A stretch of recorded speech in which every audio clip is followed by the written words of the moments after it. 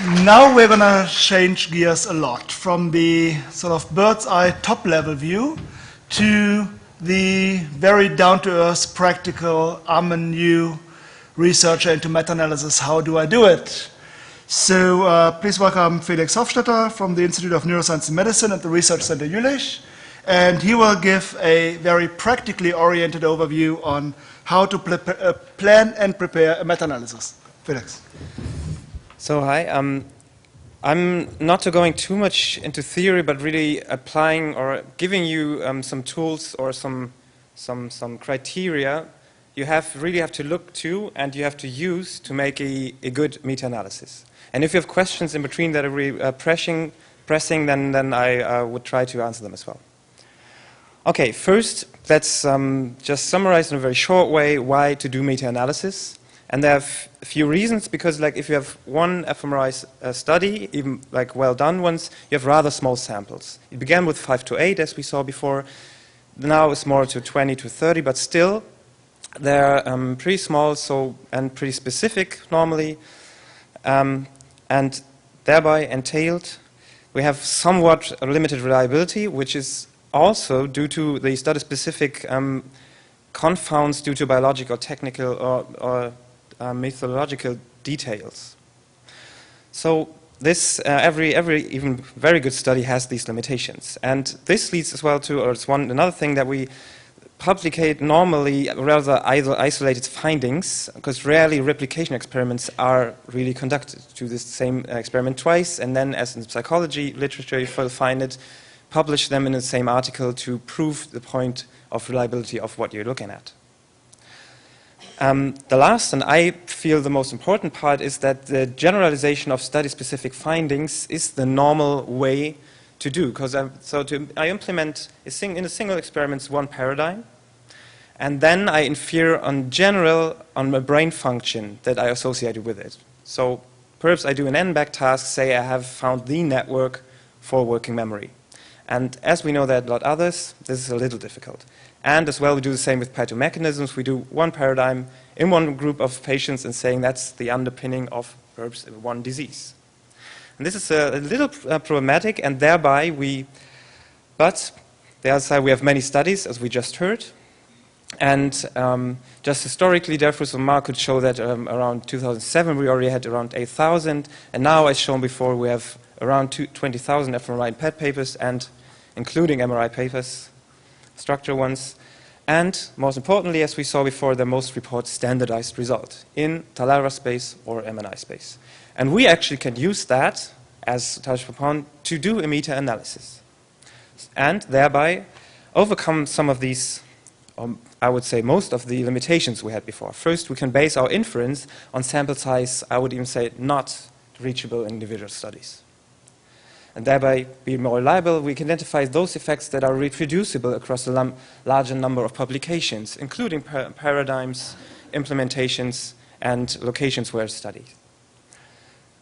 Another point is that we can integrate across and compare between variants of probing a particular cognitive function. So we can really look at different paradigms and how they are specific to the paradigm, the effects, and even do relate different tasks or topics to each other, which is basically, I would even say, rather more or less impossible to do in one single study. So that are the reasons if you want to convince your PI to do a meta-analysis. And now, if you want to do that, we're going to detail how to do this. I would like to use the example of working memory, because on one side it's a rather established psychological construct, and it's pretty well researched, so the cognitive function is pretty well described.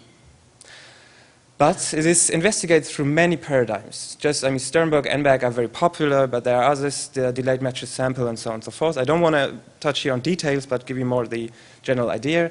Those paradigms are applied using various stimulus material. That could be verbal items, spatial location, object properties. Think of whatever you come up with, or you have to come up with something new if you want to make an fMRI study, as you perhaps know.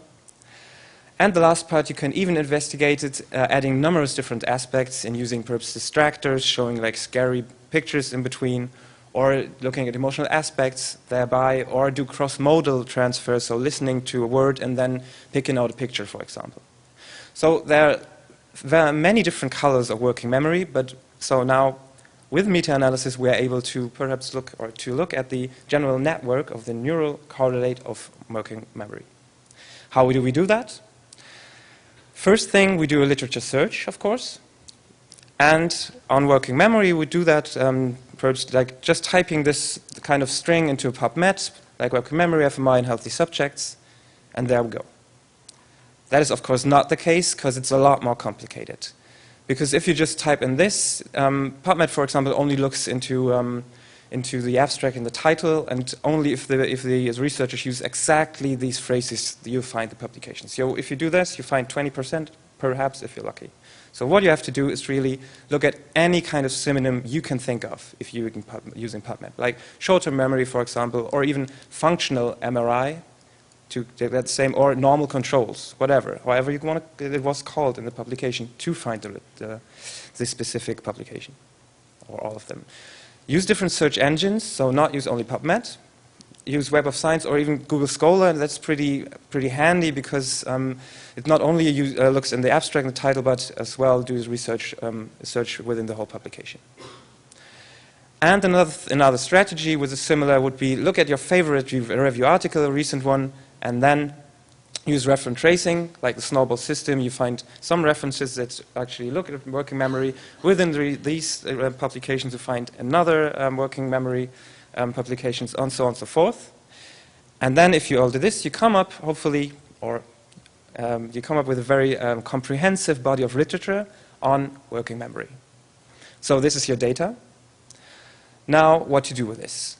Very important, you have some general selection criteria you have to apply, regardless of whatever you look at. If you look on a functional, cognitive function, or on a specific structural finding to do meta-analysis about this applies always.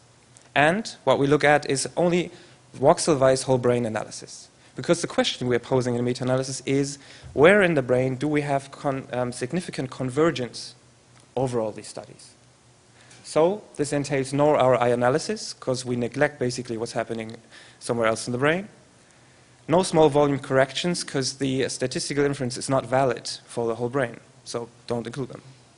And the last thing, no partial brain coverage, which was done in the early days, like only scanning the left part of the brain if we look into language. Don't do that, because then your meta-analysis will not be valid in a wider sense. Secondly, of course, we need coordinates in MNI or Talara space to do the meta-analysis on. But you have to be quite careful here, because it's not always stated which kind of space it's used. And even if it's stated, now the other thing, if you know the standard spaces of the software packages, then SPMFSL is mostly MNI, and Affinity Brain Voyage at Talara, so you can infer, even if it's not stated, which kind of space it is. But be careful, if some kind of transformation was done, we really have to be careful to get the right coordinates, because otherwise your data is wrong. Okay, we were very careful, we found out all the right coordinates, and we threw out all those studies that didn't match our general selection criteria. Now we could go on. So we met all these. Second, we have specific selection criteria. Specific in that sense, I mean, we want to know what we're doing. In terms of working memory, we're doing so-called normal mapping, which is mainly we're looking at a specific cognitive function over all these studies. And this is exclusive against the other one, which is patient mapping, where we look at group comparisons. So you can either do one or the other. Keep that in mind. Don't include any group comparisons in there. So to be more specific, normal mapping, what do? We look at cognitive functions. We don't include interventions, of course. But what we could do, even in pharmacological studies, we can use the pre-intervention coordinates to use to have the effect. And this is totally, you should do that, to have more studies in there. We only include healthy subjects, of course. But still, you can use as well the within group effects for controls, because to include all these as well. And no selected groups could be on genetic group, specific genetical groups, or only the high performers or something like this. Then you would blur, you would blur data, or you will have won't look at like the cognitive function per se. So be careful there. So what we're looking at there is between condition effects. Okay, that's what we're mapping when we look at what we're using when we're looking at cognitive functions. The other side, the exclusive criteria, is patient mapping, and there we look at any kind, I call it patient mapping, even though you can look at any kind of group comparison, which in the end gives you between group effects, which could be effects between male and female, high and low performers, and young and old. I mean, the algorithms that are out there will do it for you, and they are very good, but this is very crucial to have a good analysis. Or as Tom Nicholas is phrasing that, crap in, crap out. So be aware what you're doing, what you put in your study. Now, as we have our general selection criteria, we have decided which side to take here. Then something else comes to play. These are the potential selection criteria, I call them.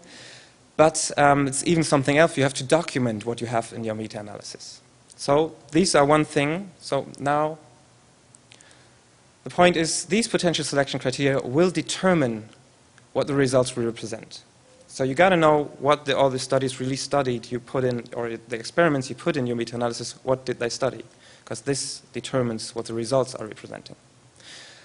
If you don't use any potential selection criteria, you have, in the end, you can't say anything more than it's the neurocorrelate of the function of the literature you are searching, so of working memory. But perhaps, which is very useful, you would like to look at which paradigm types are in there.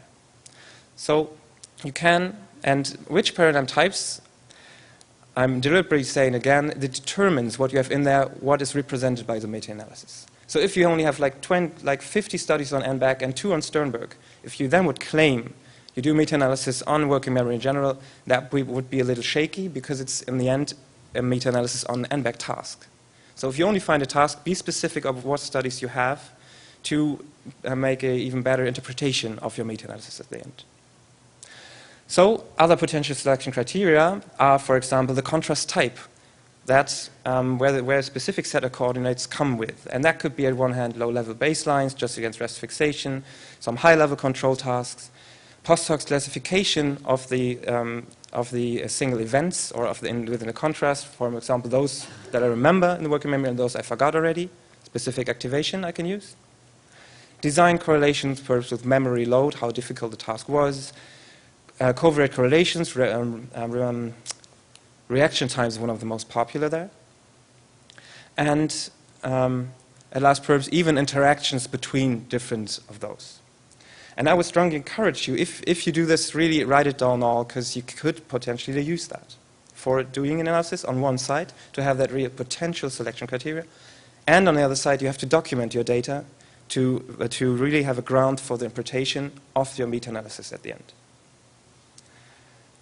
And this leads me to a very important thing: organize your data well, because otherwise you will go back to the publication and read them again, and again, and again.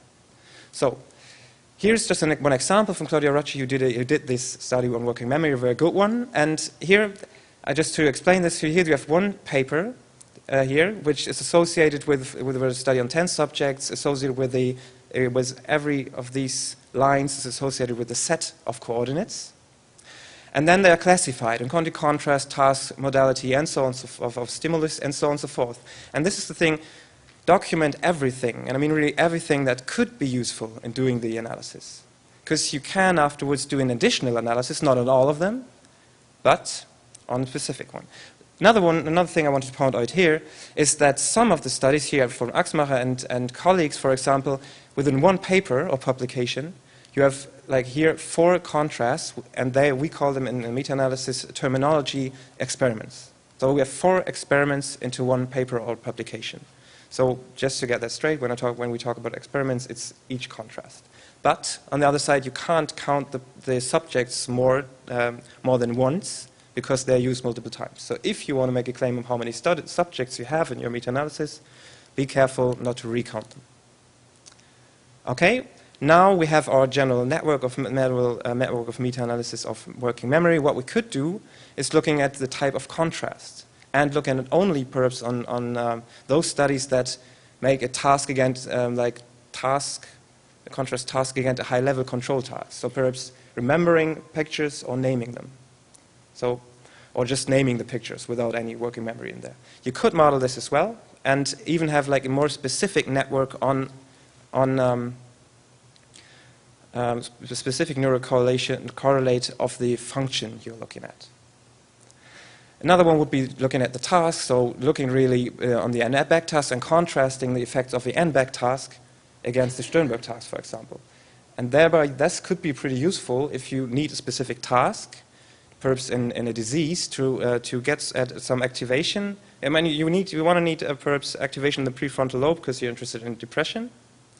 And thereby, by this contrasting Sternberg against n-back, you will find out that n-back is the better one to get prefrontal activation.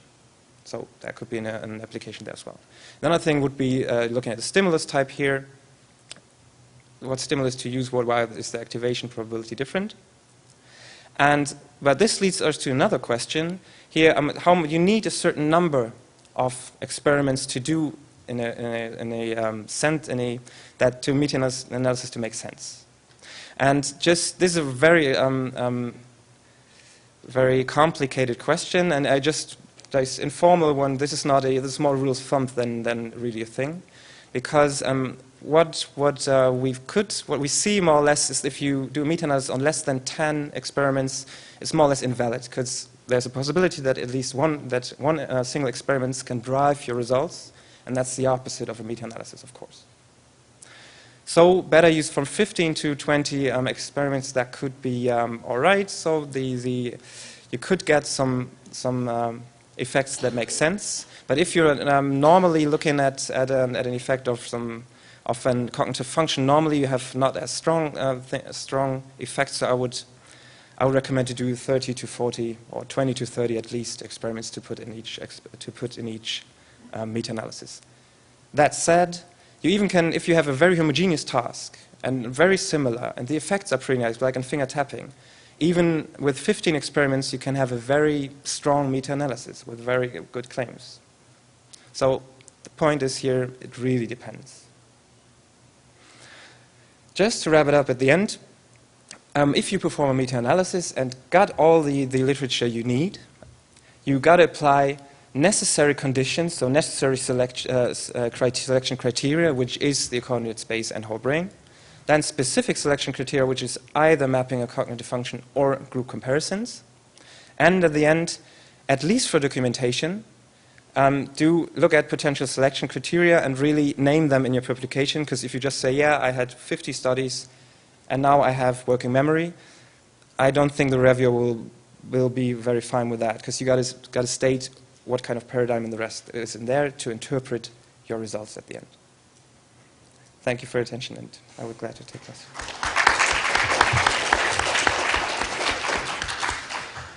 Thanks a lot. Are there any questions from the audience? I have two questions. One regarding what you said about it should be voxel-wise, not ROI. I was wondering if you can explain more, because anyway, we have a smoothing. And what do you mean by ROI? How big is it?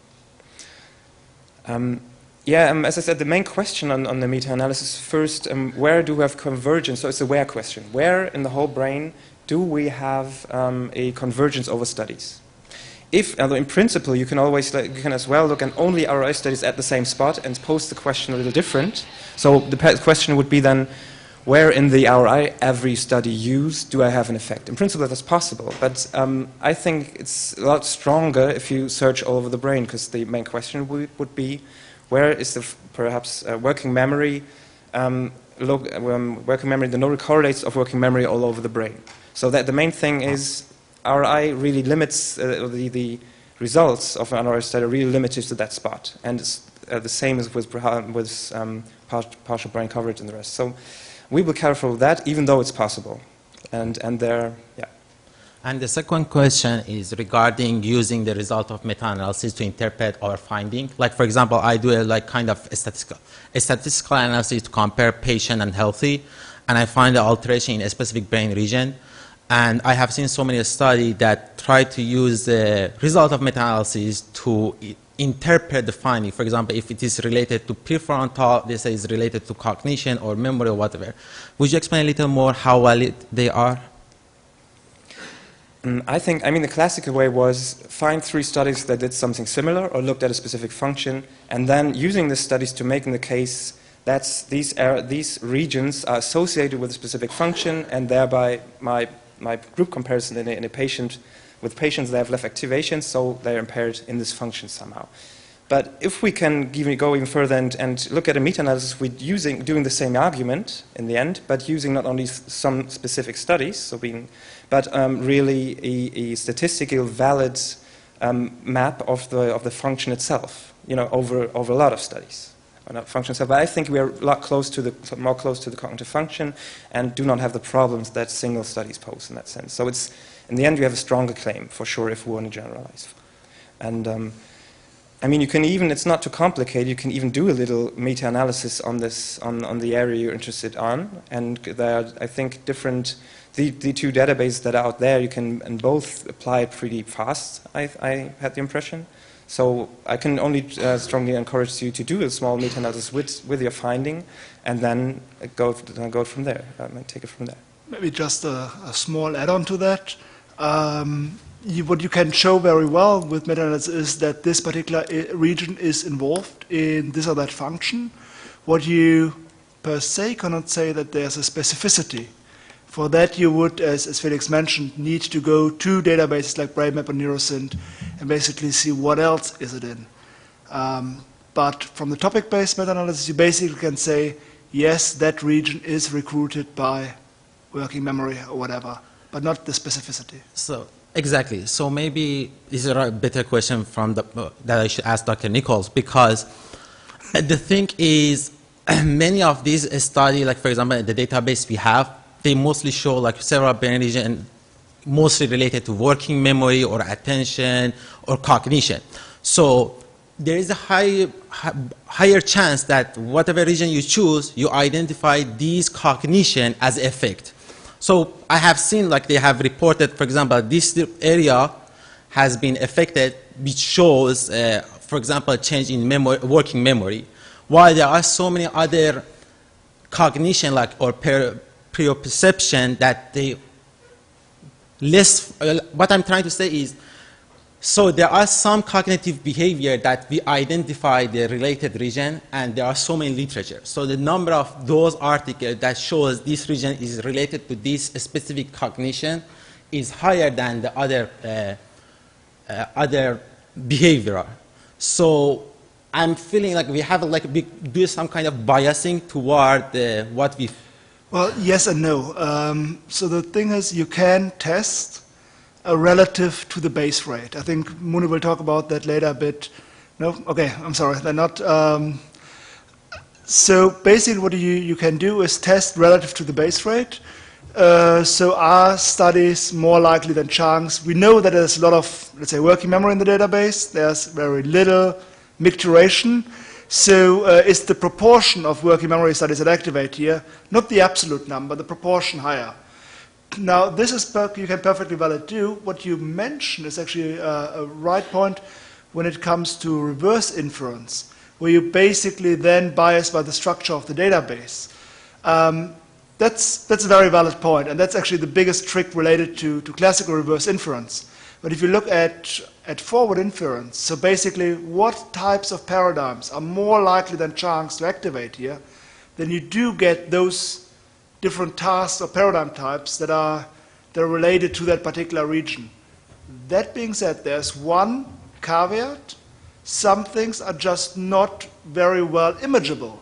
So there's maybe a bunch of behaviors that are actually almost not or not represented at all in neuroimaging.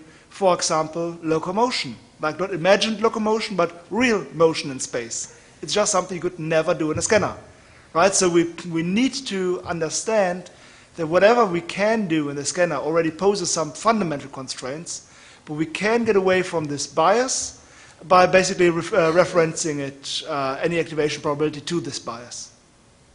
Thank you. I mean, the way I would articulate it is that a single meta-analysis, you're testing about the non-homogeneousness of a given pattern. So you could probably even do a valid meta-analysis on micturition if there are 12 studies, because that's still, you're going to look for what patterns are there relative to homogeneous noise.